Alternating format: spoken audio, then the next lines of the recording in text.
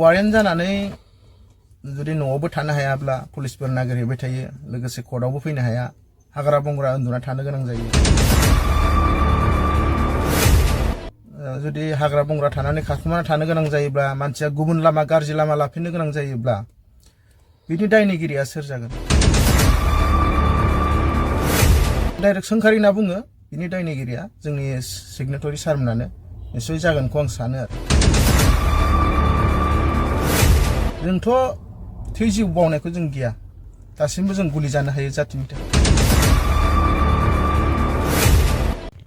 जितु बिथांमोनासो जोंखौ लाबोदों बिथांमोना जोंखौ नायनांगौमोन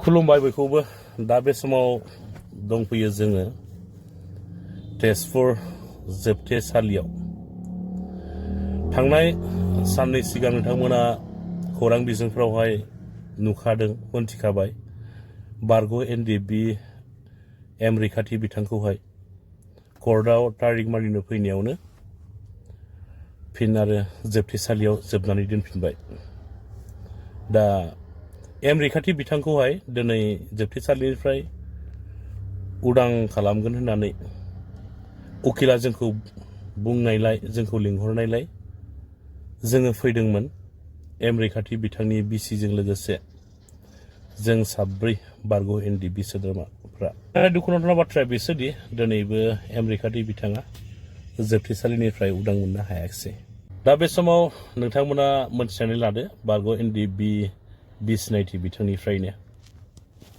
नोंथाङा फोरमायनानै होलाय दिनैनि जे उदां मोननो गोनांमोन नङा होमबा दिनै बिथांनि बेल हियारिं दंमोन बेयाव जोङो न'खरनि आरो जों गासै साब्रै साबासो लोगो नांनानै बिथांखौ दिनैनि थारिखआव लांनो होनना फैदोंमोन उकिला खोथा होनायलाय स' दा उकिला मानिबा थाखाय डेटखौ चेन्ज खालामनानै गाबोन खोथा होफिनदों गाबोनथ' सुनिबार बुंनोबो हाया मा जायो मोनलांगोन ना मोनलाङा जोंजों लोगोसे बिथांनि बिसि फैदों बिथांनि गथ' फैदों लांनो होननानै थ' दा जामिनदार सानै नांगौ बिथांनो जामिनदारा सासेयाव 10,000 करि सानैजों 20,000 थाङो उकिलनिया एक्सट्रा बिसोरा न'खरावथ' जेबो गैखाया दाहार दुहार लानानै सिबायफ्रा फैदोंमोन गारियाबो नै मालायनि भारासो दा नायनि गाबोन मोनलांगोन ना मोनलाङा गाबोन मोनलाङाबाथ' आरो नेक्स्ट थारिखआ माला गोलैगोन बुंनो हाया नालाय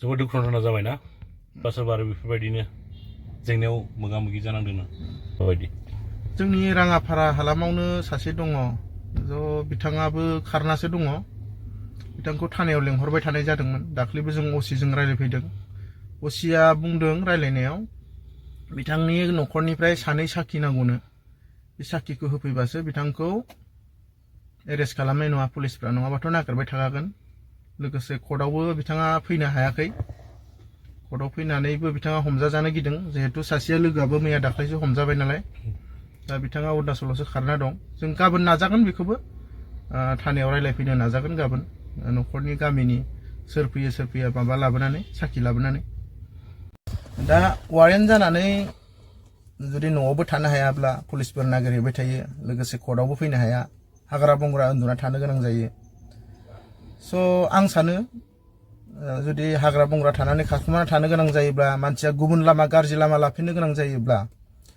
बिनि दायनिगिरिया सोर जागोन आंनिबाथ' आं डाइरेक्ट सोंखारि होनना बुङो बिनि दायनिगिरिया जोंनि सिगनेटरि सारमोनानो निश्चय जागोनखौ आं सानो आरो जिहेतु बिथांमोनानो जोंखौ एग्रिमेन्ट खालामनो थाखाय बिसिम लेंना लाबोदों जोंथ' थै जिउ बावनायखौ जों गिया दासिमबो जों गुलि जानो हायो जातिनि थाखाय जिहेतु बिथांमोनासो जोंखौ लाबोदों बिथांमोना जोंखौ नायनांगौमोन बिथांमोननि जोंखौ नायनाया बिसोरनो जिहेतु जोंनि बिमा बिफा नालाय बिसोरनि दायथ'मोन आरो बिसोरनि खोथा मोननासो फैदों नङा होमबा बिसोरनि खोथा मोननासो जों बिसिम फैनाय जादों नंगौ रायजोफोर एनडिएफबि आफादावथ' हारिनि थाखाय थैथां जुजिलांनो होननानै आं थैगोन थेवब्लाबो हारिखौ रैखा खालामगोन बेबायदि साननानैसो नाथाय दुखुनांथावना गेजेर ससेयाव गुबुननि फाव फान्दायनायाव दिनै एनडिएफबि आफादा बर' हारिनि थाखाय नांदोंमोनब्लाबो दा मिनिंलेस बायदि जानानै थाहैबाय बिनि दायनिगिरिया आंनि साननानै मोनहरनाय बायदिब्ला बिटिसिनि बारग' CM मानव गेदेर प्रमद बर' होननानैसो आङो सानो स' रायजोफोर नोंथांमोना मा सानदों कमेन्ट बक्सआव लिरनानै फोरमायलायदो। কোনে বড় সাহিত্য সভাই কি কৈছে?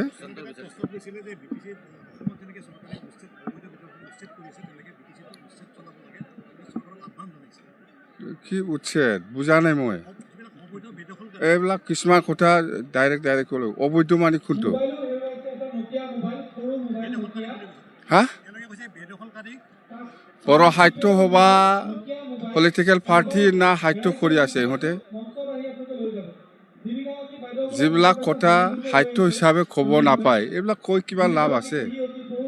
কোনোবা পলিটিকেল পাৰ্টিৰ লিডাৰ হয় না কোন হয়? এইটো অবৈধ কাক বুজাই আছে?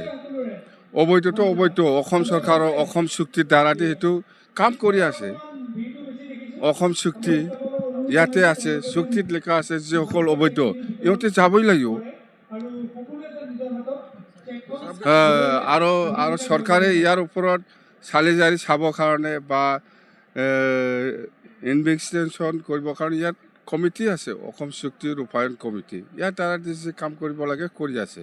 ইয়াত কোনোবা বড়ো সাহিত্য সভা প্ৰেচিডেণ্ট, কোনোবা ছেক্ৰেটাৰী বা কোনোবা সদস্য ইয়াৰ ওপৰত কিয় কি দৰকাৰ আছে ক'বলৈ? অসম চৰকাৰে কিমান এই BTCটো অসমৰ ভিতৰত নাই নেকি? অসম চৰকাৰে অসমে যেনেকৈ খেদাই আছে BTCও খেদাব লাগে। এই BTCটো অসমৰ আছে না নাই? এই বড়ো সাহিত্য সভাৰ এই কোনে কৈছে বড়ো সাহিত্য সভাৰ?